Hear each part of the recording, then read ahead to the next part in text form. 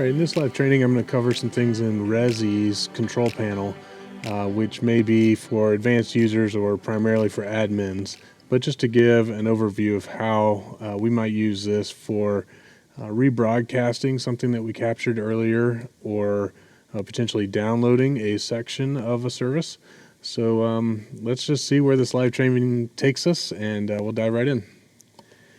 Alright, so I'm inside of Resi's control panel, and your link for that's up here, control.resi.io, and you do have to have login credentials to be able to get in here. It takes us initially to the encoders page where we could start an encoder to capture an event, but we've already got some events captured. I'm going to go into the events page, and here we can see the encoder events. So this particular event had occurred on Sunday, but I want to maybe focus on something that we'd had prior to Sunday, like maybe last Thursday's service. So if I scroll down a little further, I did have a few web events related to our service on Thursday. For one, there was an internal share that I had sent out to everybody, and I'm kind of going to show you in this video how we made that internal share. But I have this raw playback option. The raw playback is actually something we start maybe even an hour before our band shows up, and it goes on for another half an hour past the time service should be over.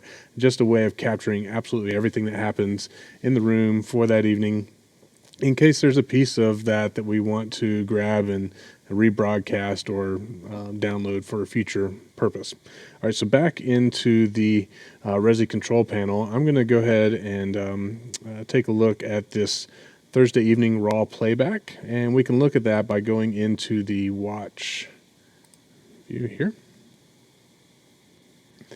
You can see that we actually have an event that's going on or was recorded, and the band is kind of just getting started, and we can use the playhead to move things around here and just kind of see what all happened.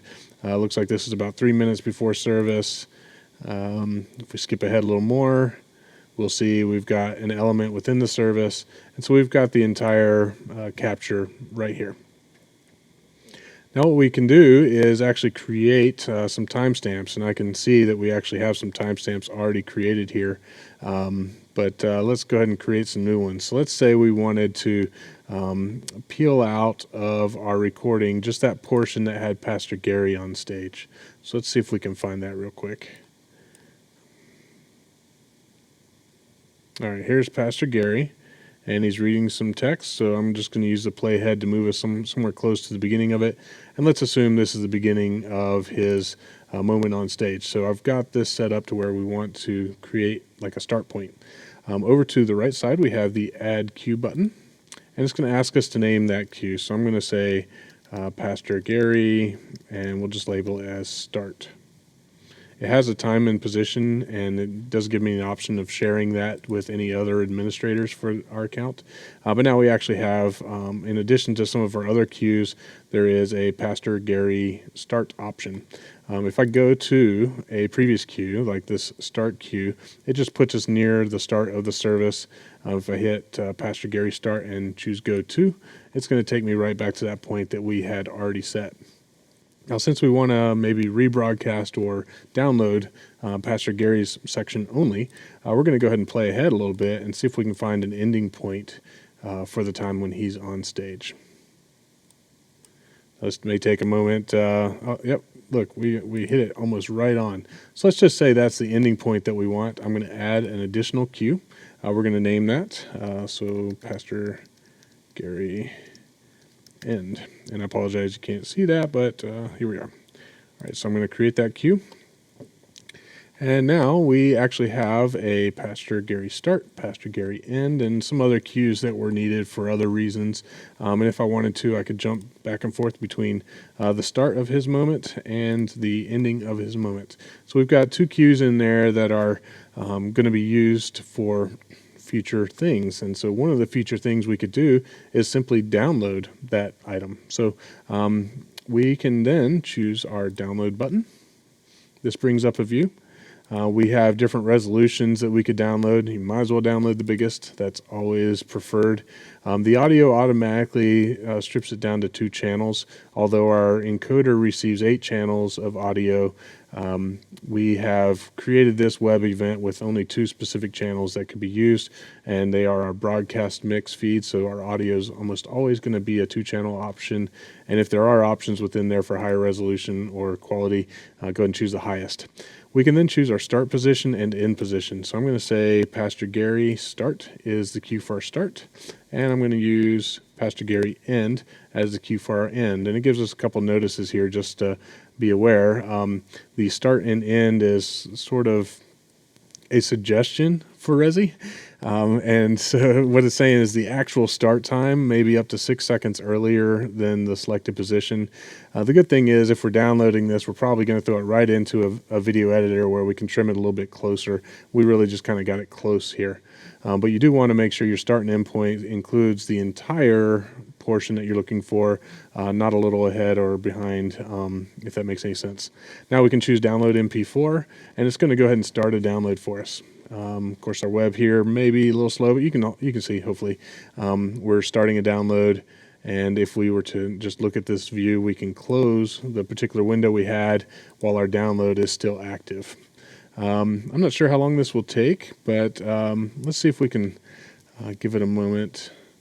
Pretty sure it'll be a smaller file that we can take a look at here.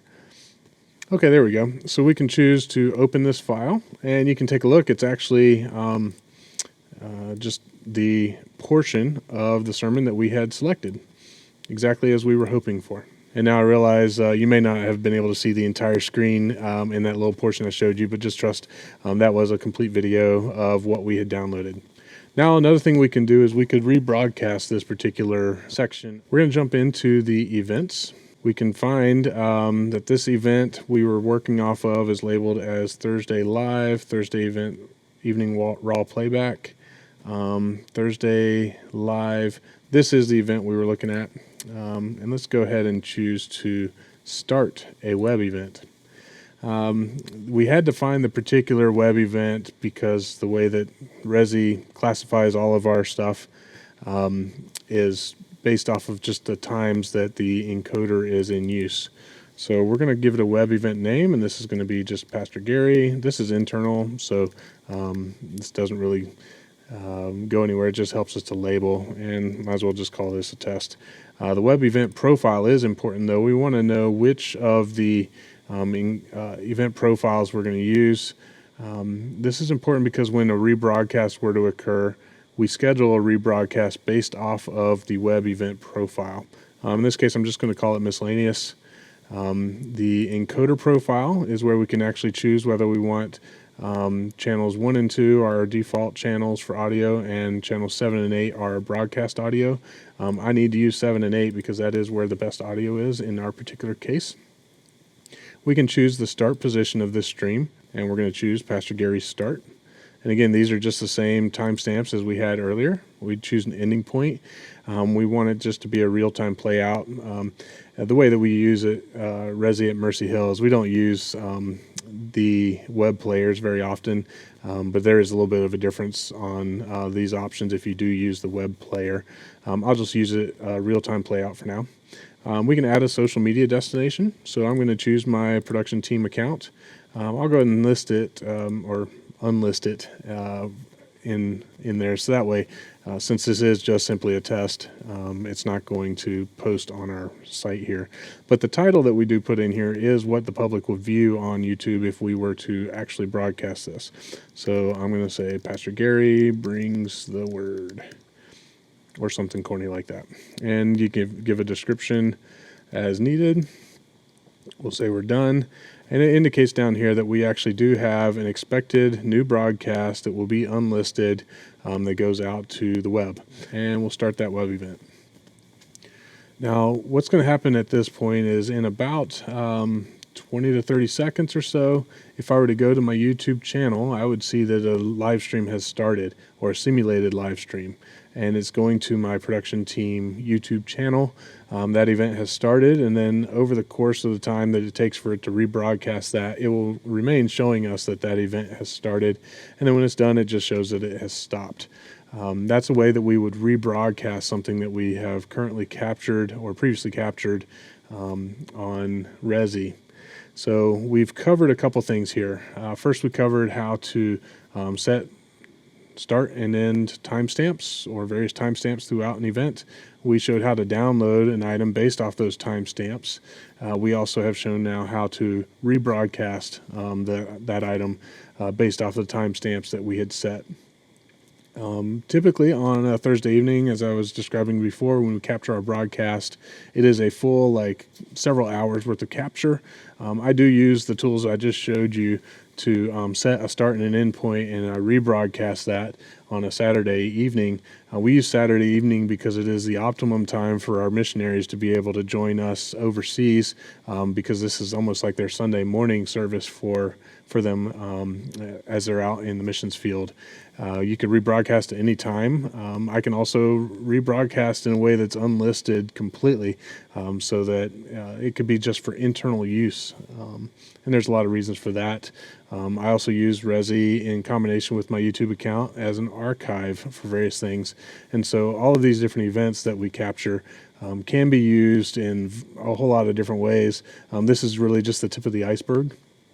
One thing that I do like to do is set like a duration of holding these items for a while. So let's take another look here at Resi. You might be able to see what I mean. If I go under event profiles, you can actually see where it shows that an event will be deleted after a certain amount of time. So like that under the miscellaneous one, that event for Gary is actually going to be available for me to do something new with it for up to 30 days after today.